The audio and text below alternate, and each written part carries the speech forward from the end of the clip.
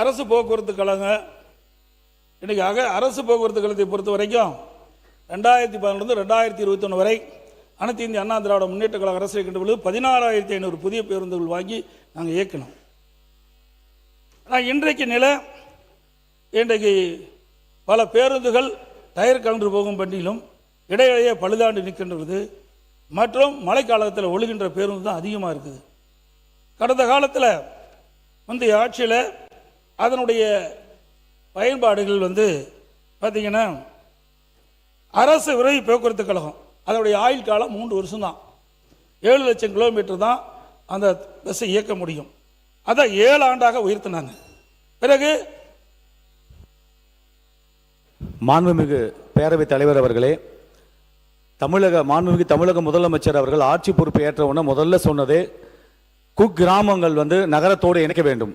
அதே மாதிரி நான் பயணம் செய்யும் வகையில் தமிழ்நாட்டில் இருக்கும் அத்தனை பேருந்துகளும் ஏசி பேருந்துகளாக மாற்றம் செய்ய வேண்டும் என்று அந்த சாதா பேருந்திலே ஒரு பயணம் செய்த முதலமைச்சர் என்பதை நான் உங்கள் வாயிலாக தெரிவித்துக் கொள்கிறேன். மாண்புமிகு உறுப்பினர். மாண்புமிகு பேரவைத் தலைவர் கேட்பதற்கு இனிமையாகத்தான் இருக்குது, நடைமுறைப்படுத்த வேண்டும். ஏன்னா அவர் புதிதாக போக்குவரத்துறை அமைச்சராக இருக்கிறாரு, நான்லாம் முதலமைச்சராக இருந்திருக்கிறேன். அதில் நிதி ஆதாரம் தேவை. நிதி ஆதாரம் இருந்தால் தான் ஏசி பஸ்ஸாக அமைக்க முடியும். இப்போ 1000 பேரும் தான் நிதி நீங்கள் மின்சார பேருந்தாக இயக்கணும்னு சொல்லியிருக்கிறீங்க, குளிர்சாதன பேசுகிறேன்னு சொல்லிங்க. நான் குறிப்பிடுவது இப்போ இருக்கிற பேருந்துகள் கிட்டத்தட்ட அதிமுக ஆட்சியில் 16,600 பேர் வந்தாங்க. திராவிட முன்னேற்ற கழக ஆட்சியில் சுமார் 7,000 புதிய பேருந்துகள் வாங்கினாங்க. ஆனால் பழைய பேருந்துகள் இன்னும் இயக்கப்பட்டு வருகின்றன. ஒரு பேருந்தினுடைய ஆயுள் காலம் அதிமுக ஆட்சியில் 3 ஆண்டுகள் இருந்தது.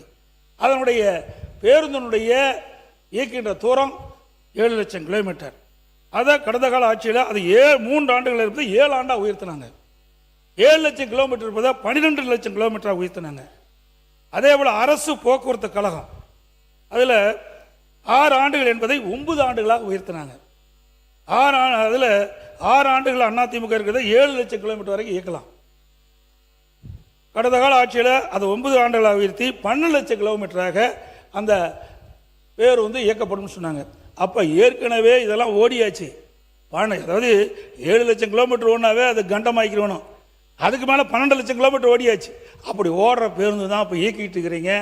நீங்கள்லாம் சொல்லி 5 வருஷம் ஆனாலும் அனைத்து பேருந்துகளையும் மாற்றி அமைக்கவே முடியாது. கடந்த காலத்தில் 5 ஆண்டு காலம் கடந்த ஆட்சியில் ஒவ்வொரு போக்குவரத்து மானிய கோரிக்கை வரும்போதும் 5000 பேருந்து வாங்குகிறோம், 5000 பேருந்து வாங்கினோம். கடைசியில் 5 ஆண்டுகளில் 7000 பேருந்து தான் வாங்க முடிஞ்சுது. அதனால் இன்றைக்கு அரசின் சார்பாக சுமார் 20,000 பேருந்துகள் இன்றைய தினம் இயக்கப்பட்டு வருகின்றன. அந்த 20,000 பேருந்துகளை நீ ஏசி பேருந்து மாற்றி அமைப்பது 100% இயலாத காரியம் என்பதை உறுதிபட தெரிவிக்கிறேன். அது மட்டும் இல்லை, மாண்புமிகு போக்குவரத்துறை அமைச்சர் பேரவைத் தலைவர் அவர்களே, இது மக்களால் தேர்ந்தெடுக்கப்பட்ட ஆட்சி, மக்களுக்கான ஆட்சி.